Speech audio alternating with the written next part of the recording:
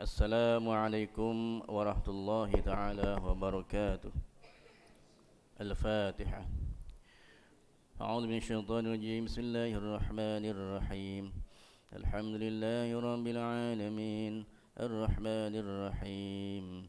Maliki yaumiddin. Iyyaka na'budu wa iyyaka nasta'in. Ihdinas siratal mustaqim. صراط الذين أنعمت عليهم غير المغضوب عليهم ولا الضالين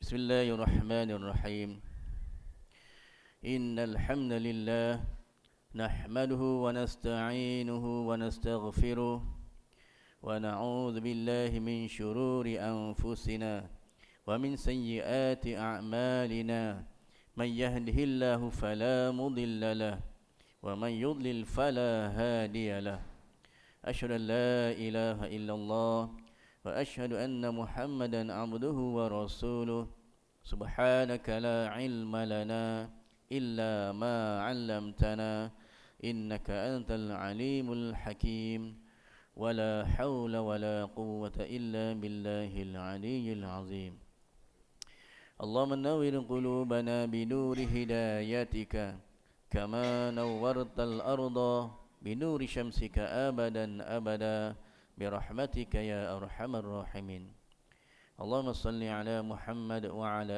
آل محمد كما صليت على إبراهيم وعلى آل إبراهيم وبارك على محمد وعلى آل محمد كما باركت على إبراهيم وعلى آل إبراهيم في العالمين إنك حميد مجيد. Yang dimuliakan barisan tuan-tuan imam, tuan-tuan bilal, tuan-tuan siap, tuan-tuan sedang hadirin, muslimin, mukminin, muttaqin yang dirahmati Allah Subhanahu wa taala. Pertama-tama kita panjatkan kesyukuran setinggi-tingginya kehadrat Allah Subhanahu wa taala. Kerana pagi ini tuan-tuan masih lagi diizinkan Allah Ta'ala untuk berada di surau ini. Satu perjuangan yang bukan mudah bagi mereka yang mungkin kurang biasa bangun pada awal pagi untuk kita sama-sama berjemaah di surau ini. Bagi tuan-tuan yang biasa mungkin satu perkara yang mudah, tetapi bagi mereka yang tidak biasa, satu perkara yang sangat sukar untuk berada di sini pada waktu begini.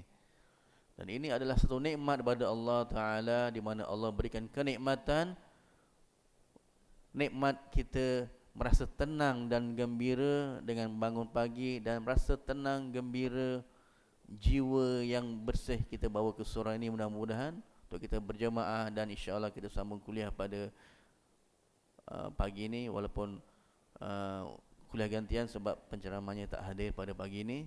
Saya jadi secara emergensinya ya, saya bawakan.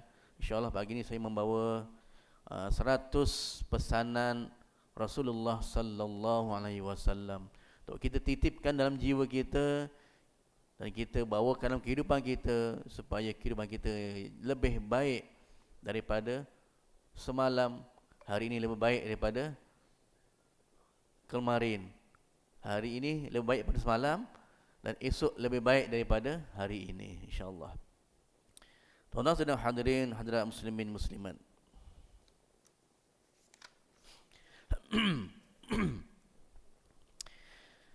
Baik, sudah pasti ada sebabnya mengapa Rasulullah sallallahu alaihi wasallam berpesan agar kita mengurangkan ketawa, sebaliknya banyakkan menangis. Tapi inilah yang berlaku dalam kehidupan kita. Ketawa terbahak-bahak hari-hari, non-stop. Waktu apa pun kita tergelak.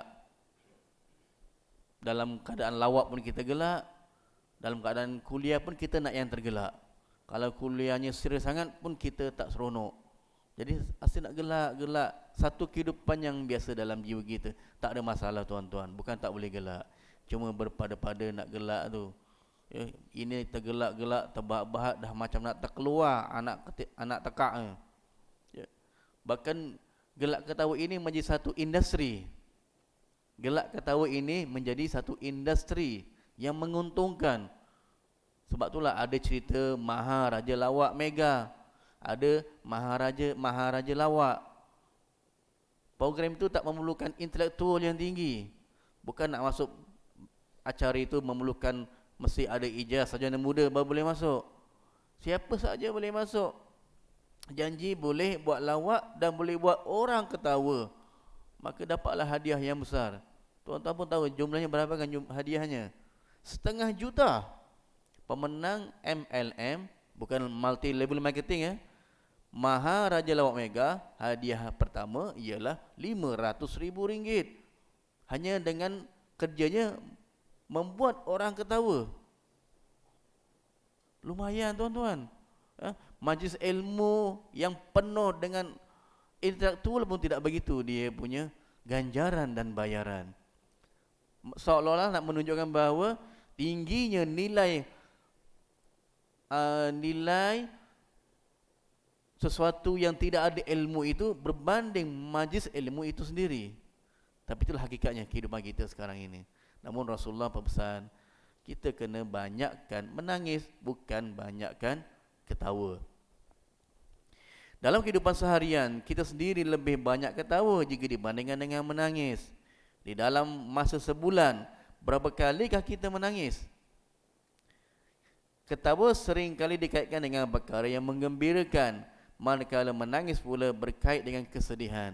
Maknanya secara automatik, kita lebih banyak rasa gembira, seronok, bahagia berbanding rasa sedih, rasa takut, memikir sesuatu yang mungkin bencana dan sebagainya. Pada suatu ketika Rasulullah sallallahu alaihi wasallam keluar dari masjid. Tiba-tiba baginda ternampak 2 orang sedang berbual-bual sambil ketawa. Rasulullah sallallahu alaihi wasallam menghampiri sambil memberi salam dan berkata, perbanyakkanlah mengingati yang merosakkan kelazatan. Maksudnya ingat-ingat ya, jangan terus seronok sangat. Ingatkan perkara yang sebaliknya pula. Jangan hanya ingat yang lazat, yang seronok saja. Ingat sebaliknya yang boleh merosakkan kelazatan itu sendiri, supaya kita sentiasa dalam keadaan ingat juga yang menyebabkan kita menangis. Itu maksudnya.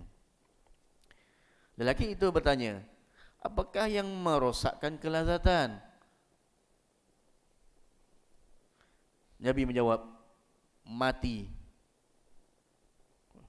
Mati itulah yang boleh merosakkan rasa seronok kita untuk berfikir atik seronok. Bila kita fikir mati, kita akan rasa takut, kita akan rasa insaf, kita akan rasa berwaspada. Sebab ingat tuan-tuan, mati ini benda yang kita tak boleh jangka. Tuan-tuan boleh jangka ke?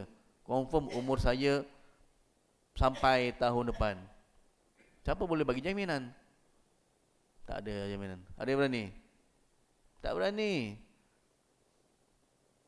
Silap-silap puasa Ramadan yang akan kita sambut pada beberapa hari lagi ni pun belum tentu lagi kita boleh sambut. Tak ada siapa yang boleh memberi jaminan, saya confirm boleh puasa, tinggal berapa hari je kan keluar ya. Kita hanya boleh merancang, Allah menentukan. Sebab mati itu datangnya tanpa diundang, hadirnya tanpa kita ketahui bila datangnya. Itu kerja Allah Ta'ala. Dan bila malaikat sampai arahannya untuk mencabut nyawa kita, maka dia datang. Sebab apa? Idza jaa ajaluha la yastakhiruna sa'atan wa la yastaqdimun. Apabila sampai ajal kamu, maka akan dicabut nyawa kamu. Tidak lewat sesaat, tidak cepat sesaat, punctual malaikat akan cabut nyawa kamu. Jadi kita tak tahu. Maknanya kita ke mana-mana, mati itu dah berada di sebelah kita je. Kita tak tahu bila-bila masa dia boleh cabut. Saya sihat lagi. Memang sihat, tak tentu lagi. Ramai orang sihat mati. Sebab apa? dum keluar pang kena langgar lori, mati. Tak boleh jangka tuan-tuan. Dia penyelamat, akhirnya yang diselamatkan hidup, dia yang menyelamatkan dia yang mati. Berlaku juga begitu. Yang dah hampir-hampir mati selamat, yang menyelamatkan pula pergi lemas mati. Berlaku.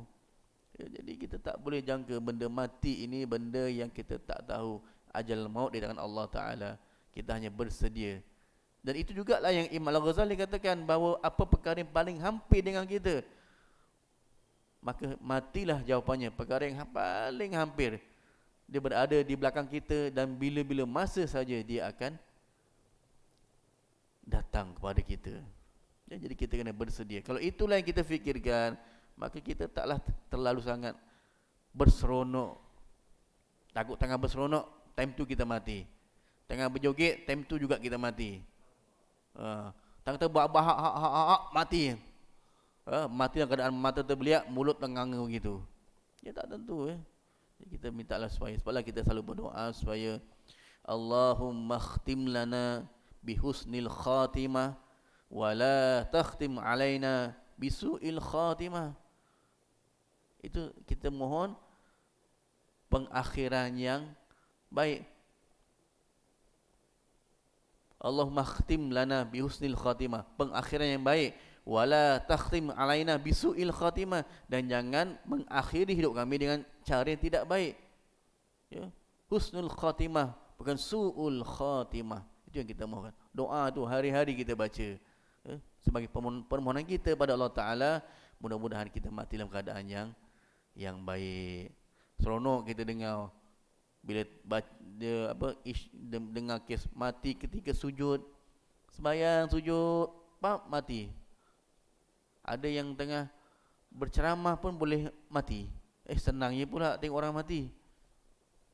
Tengah tidur terus meninggal.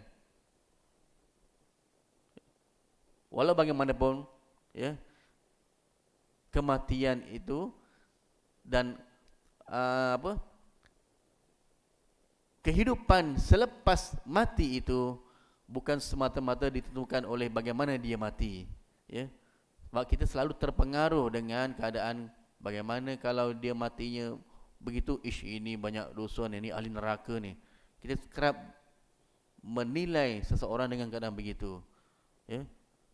Sebab ada hadis yang mengatakan, ya, tapi kalau kita buka dalam buku Masika, dia ada ceritanya bagaimana Aisyah sendiri, ya, isteri Nabi sallallahu alaihi wasallam berkata, ya, ada hadisnya saya tak apa ingat, tapi ceritanya lebih kurang mengatakan bahawa aku ini tidak akan rasa cemburu, tidak akan rasa iri hati, tak ada jealous lah kalau aku mendengar ada orang yang matinya begitu mudah. Sebab apa? Sebab Nabi sendiri pun nak wafat merasa kesakitan. Nabi sakit dalam masa 2 minggu tu dalam keadaan yang sakit. Dan di akhir hayatnya juga Nabi dah tak sanggup nak bangun. Sehingga solat jemaah terpaksa diambil alih oleh Abu Bakar As-Siddiq. Nampak Nabi pun sakit. Bahkan ketika dicabut nyawa, Nabi mengatakan begitu sakitnya. Kalau inilah yang ditanggung oleh umatku, nak je aku mengambil semua kesakitan-kesakitan yang ada ini untuk aku tanggung. Betapa umatku nanti akan merasakan sesuatu yang sangat sakit ketika mana mati. Mana Nabi pun rasa sakit. Sebab itulah Aisyah mengatakan, aku takkan iri hati, dengki kalau dengar orang yang mati begitu mudah. Tengah sembahyang boleh mati, tengah sujud boleh mati, tengah tidur boleh mati. Sebab itu bukan penentu bahawa dia di alam barzah dan di akhirat confirm di ahli syurga. Tidak, ya. Tapi itu yang kita biasa nilai. Bila matinya susah je, nak tak nazar je, tengok ini ahli neraka ni. Kita dah menilai dulu sebelum mati. Dan seolah kita pula menjadi Tuhan untuk menilai dia baik ataupun tidak. Itu bukan penentu, tuan-tuan, ya. Sebabnya, ya, kesukaran yang dilalui oleh orang yang nak meninggal, mungkin, ya, Allah nak meningkatkan martabat dia, untuk dia supaya mudah laluannya untuk ke syurga, dengan keadaan dia diberatkan ketika mana nak meninggal. Mungkin begitu, ya.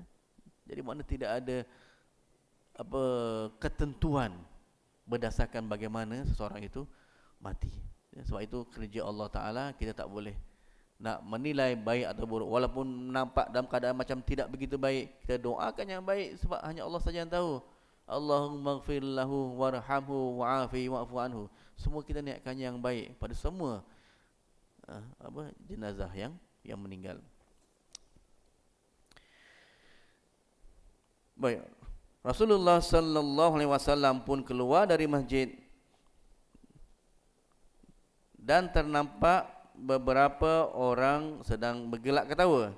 Baginda menghampiri lalu memberi salam dan berkata, "Ingatlah, demi Allah yang jiwaku di tangannya, andaikan kamu mengetahui bagaimana yang aku ketahui, nescaya kamu akan sedikit ketawa dan banyak menangis."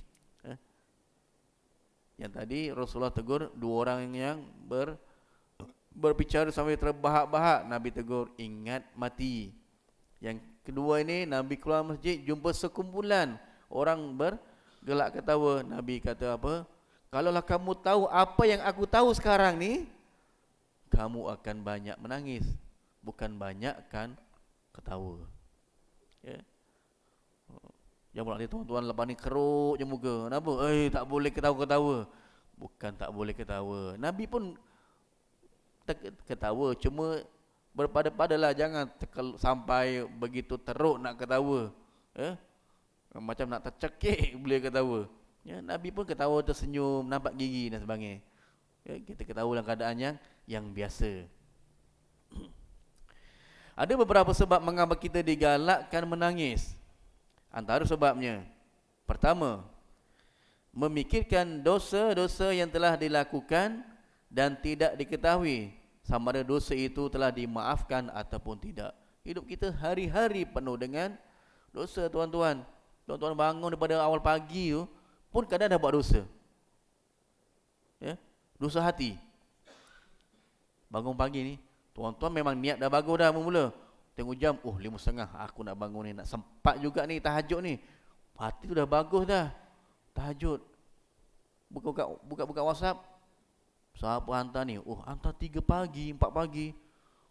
Cerita tentang mari kita bangun tahajud. Alam, action. Riak betul dia pukul 4 pagi bagi WhatsApp suruh tahajud. Tahulah aku nak tahajud. Sedangkan orang yang hantar tu niatnya tak ada niat apa-apa, cuma nak share je, kita sama-sama bangun untuk apa kata orang, selain memberi peringatan pada orang, sebenarnya untuk diri sendiri. Dia tak ada niat apa pun yang menghantar tu. Kita yang baca pula, rian action betul, nak apa, nak masuk dalam WhatsApp biar semua orang baca, tahulah nanti bangun awal. Pagi-pagi dah buat dosa dah, dan niat buruk pada orang. Sedangkan dia bangun tu nak ibadat, tapi dah niat yang tidak baik. Hati kita kena jaga, tuan-tuan. Selalu bersangka buruk pada orang. Ya. Tak pasal-pasal orang yang menghantar tu dengan ikhlas, dikutuknya pula. Tak ada apa pun. Alhamdulillah, dapat pahala. Ya. Orang yang mengutuknya hilang pahala, yang dikutuk dapat pahala free saja. Lepas tu bila kita baca, alhamdulillah, perkongsian yang baik, peringatan untuk kita. Apa pula nak duk fikir yang buruk-buruk? Fikir saja yang baik. Ya. Jadi kita banyak dosa daripada pagi sampai ke malam. Bangun pagi dah dosa, nak pergi kerja dosa, dosa mata, dosa telinga, dosa hati, dosa apa, mulut. Pergi kerja jam, boleh jam, kerana pula kalau highway NKVE ni atau tol Setia Alam, jam 7:30 pagi waktu kerja dan sekolah, memang jam teruk lah. Sebelum tol pun dah tak berjalan, lepas tol pun tak bergerak. Yang nak ke Shah Alam dengan nak terus ke sungai apa? Yang ke kanan tu nak boleh pergi ke Kelang kan. Ini yang boleh ke Shah Alam, Sungai Buloh sebagainya. Jam tak berjalan, dah kita semua serana. Mulut tak jaga. Semua serana. Dan bila dah jam, orang kadang-kadang nak hempit-hempit sikit tu biasalah kan. Kita hempit dalam keadaan mengalah tolak ansur. Dia bila jam ni dia macam bersilang. Sana ke depan, kita ke belakang sikit. Ya. Tolak ansur. Ini tak nak mengalah. Mengalah bila orang calar sikit, sumpah sana, buka cermin, tunjuk jari. Asyik tak puas hati je. Ya, tadi pagi baru je dia mulai konon-kononnya rasa macam dah bagus. Siang-siang pagi-pagi dah mencarut, dah tunjuk jari yang tak bagus pada orang. Sedangkan benda jam biasalah, tolak ansur lah kan. Tak sabar. Dosa lagi. Aduh. Belum kat tempat kerja lagi, dah macam-macam. Sambil kerja, sambil mengumpat dan sebagainya. Sampai ke malam. Tuan-tuan bayangkan hari-hari dosa kita dari pagi sampai ke malam. Jadi kadang-kadang ada dosa yang kita maklum, ada dosa yang kadang tak terperasan. Jadi kita memikirkan dosa kita, ya Allah banyaknya dosa, yang besar, yang kecil, yang terang, yang tersembunyi, ya. Yang dulu, sekarang, belum lagi akan datang, dosa lagi. Mana banyak dosa kita memikirkan. Jadi bila kita memikir dosa kita taklah terlalu sangat nak seronok. Sebab apa? Banyak dosa ni, ingat-ingatlah. Kata Jawanya, eling-eling mikir. Kita manusia kita kakek dosa. Boleh faham ke? Jangan senyum ya bang. Memang dia faham lah bahasa dia kan. Yang kedua, mereka telah melakukan amal kebaikan tetapi tidak tahu apakah amal kebaikan itu diterima ataupun tidak. Ya. Jadi kita bila dah banyak dosa, kita cuba buat kebaikan lah. Buat kebaikan, bersedekah, banyakkan amal ibadat. Pun kadang-kadang kita fikir juga, ya, diterima ataupun tidak. Tapi kita bersangka baik, mudah-mudahan Allah terima ibadah kita. Melainkan jika kita dalam ibadah kita, sedekah kita, puasa kita banyak bercampur dengan riak, takabur, ujub, sum'ah, memanglah ibadah kita tak diterima. Asal sedekah je biar orang tengok. Tak orang tengok kan nak sedekah ni, banyak ni. Lagi bila duitnya 100, pegang dulu, nampak. Baru nak masuk. Sebab tu sedekah ni benda yang kalau boleh tangan kanan buat, tangan kiri tak tahu. Ya. Ini tak ada orang lalu ke nak sedekah ni? Ya. Kalau boleh dah buat friends conference lagi. Dengan ini saya isytiharkan, saya nak menderma RM5,000. Ambil gambar, buat dokumentasi. Kalau tak, orang tak tahu. Ya. Jadi bila begini amalan kita, amalan baik tapi disampingkan dengan riak, dengan sombong, maka tak ada nilai ibadat kita. Ketiga, mereka telah mengetahui apa yang telah dilakukan sebelum ini tapi tidak tahu apa yang berlaku selepas itu. Ya? Hanya Allah saja yang tahu. Ya? Kita dalam keadaan berserah pada Allah Ta'ala, kita kena ada usaha dan ikhtiar. Itu memang pandangan Al-Sunnah wal Jamaah, bahawa kita tidak boleh berserah semata-mata tanpa usaha dan ikhtiar. Memang penentu segala qada dan qadar di tangan Allah Ta'ala. Tapi kita sebagai manusia ada usaha ikhtiar untuk memilih sesuatu yang baik dan menolak yang tidak baik. Bukan berserah semata-mata. Kalau aku dah jahat lah, ini Allah dah takdirkan aku jadi jahat, nak macam mana? Jadi jangan salahkan aku, salahkan takdir. Jadi penyamun, jadi perompak. Sebab apa? Dah takdir. Itu bukan takdir. Kita jadi perompak, penyamun, salah sendiri. Yang takdir, rumahnya kena rompak. Itu takdir. Itu pun tengok keadaan. Takdir dia tu, dia dah usaha belum untuk menyelamatkan daripada kena rompak. Kalau setakat dia cuma bertawakal, rumahnya tidak dirompak, tapi pintu tak dikunci, pagar tak ditutup, itu mengundang maling datang. Tak ada usaha yang untuk menyekat perbuatan tu daripada berlaku. So maknanya yang maling tu pun salah sebab dia datang niat yang tak baik, dan tuan rumah pun salah sebab tak berusaha untuk cuba mengekang perbuatan daripada berlaku. Kalau dia dah betul-betul usaha, mangga rantai kunci, tak cukup mangga kecil, mangga bajak ke, mangga kapal korek ke, Tapi kena pecah juga. Itu barulah takdir, sebab dia dah usaha dengan bersungguh-sungguh, tapi tetap kena pecah juga. Maka itu takdir buruk, kita redha dan sabar. Yang buat tu tetap berdosa sebab dia ada pilihan untuk tidak buat. Tapi dibuat juga benda dosa, dia melakukan dosa. Ya. Itu maksudnya. Ya. Seterusnya yang keempat, mereka telah tahu Allah telah menyediakan syurga, tetapi tidak pasti boleh masuk ke tak. Kita tahu syurga neraka tu ada, dan kita mahu masuk ke syurga, tapi adakah kita boleh masuk? InsyaAllah kita bersangka baik. Yang penting kita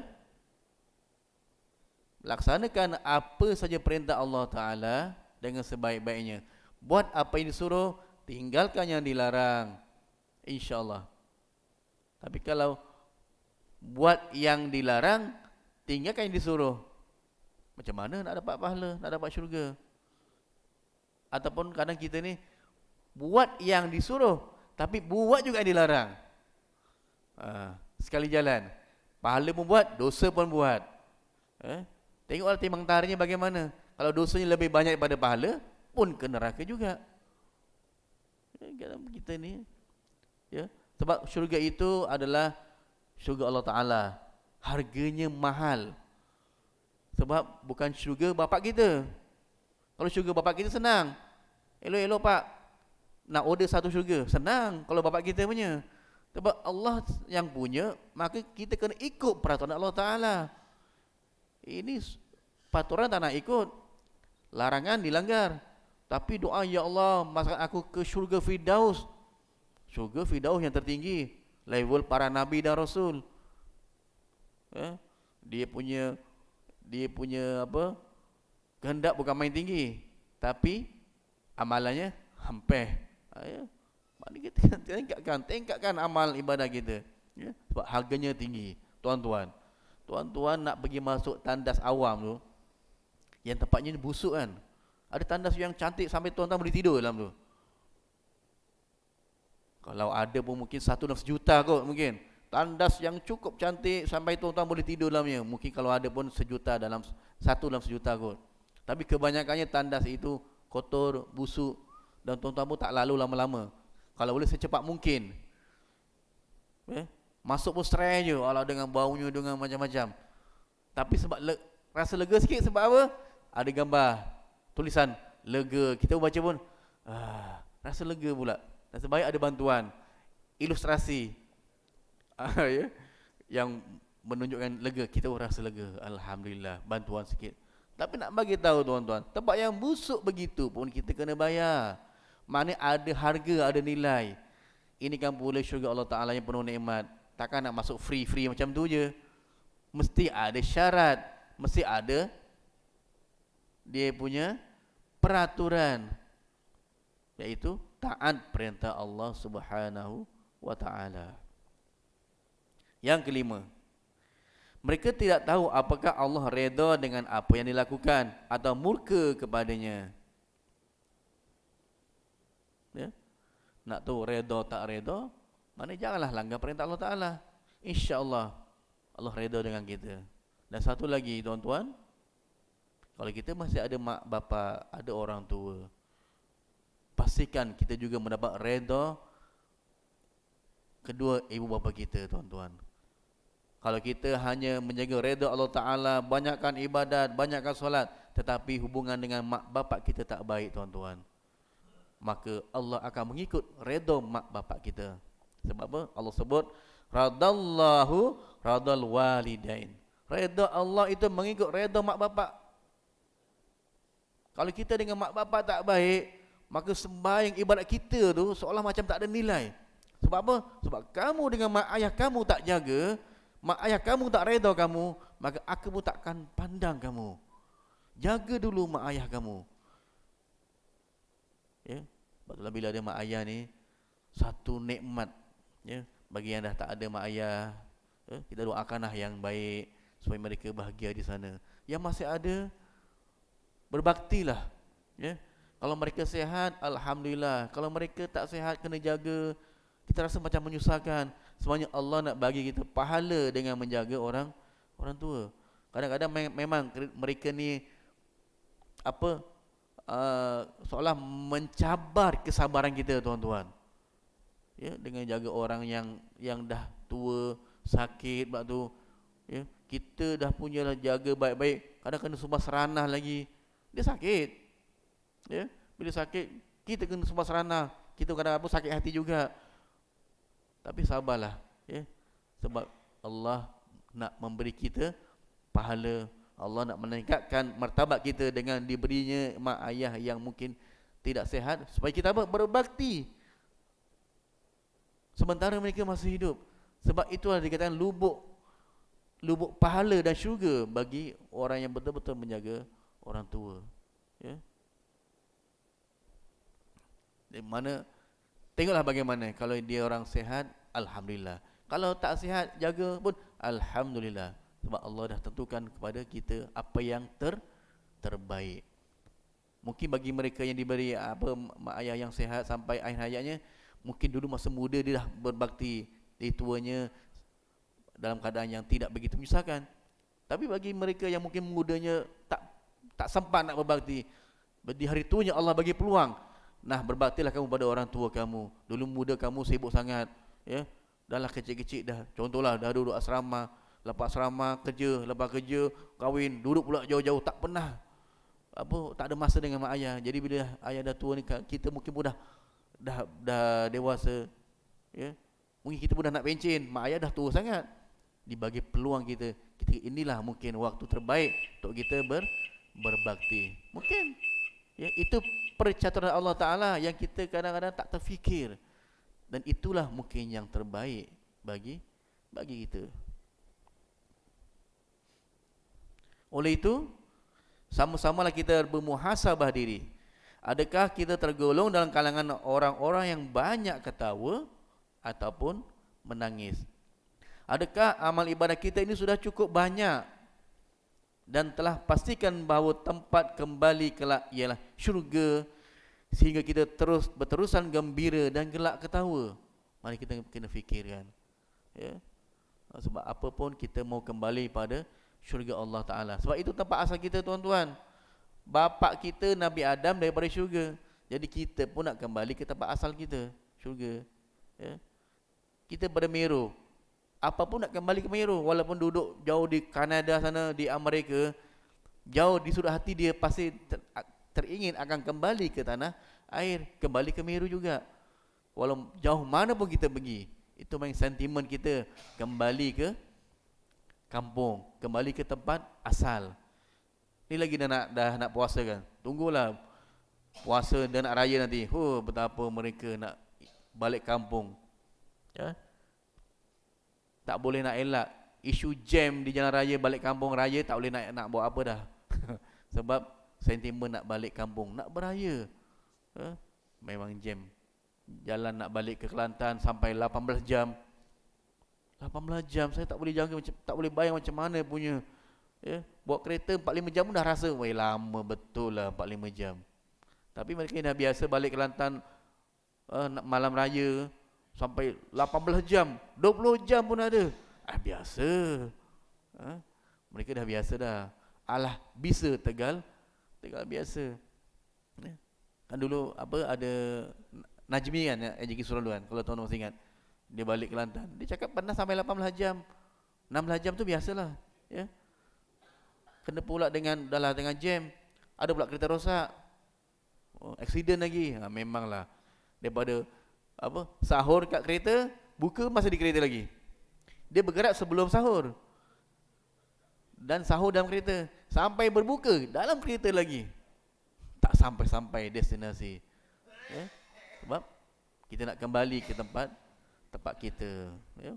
Wallahu a'lam. Cukup untuk pagi ini sekadar perkongsian sebagai kuliah gantian, ya. Mudah-mudahan memberi manfaat dan juga dapat mengisi masa tuan-tuan pada pagi ini dengan ilmu yang bermanfaat. Mudah-mudahan kita terapkan dalam diri kita, ya, untuk kita menjadi lebih baik, manusia yang lebih baik, ya, jiwa yang lebih baik, ya.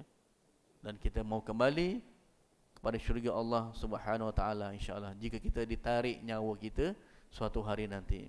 Wallahu alam. Yang baik pada Allah Subhanahu wa taala, yang lemah daripada saya sendiri. Jadi saya akhiri dengan bacaan tasbih kafarah dan surah Al-Asr. Subhanakallahumma wa bihamdihi subhanakallahumma wa bihamdika asyhadu an la ilaha illa anta astaghfiruka wa atubu ilaik. Bismillahirrahmanirrahim. Wal 'ashr innal insana lafi khusr illa alladhina amanu wa 'amilus salihati wa tawassaw bil haqq wa tawassaw bis sabr. Sadaqallahul azim. Akhirul kalam, wassalamu alaikum warahmatullahi taala wabarakatuh.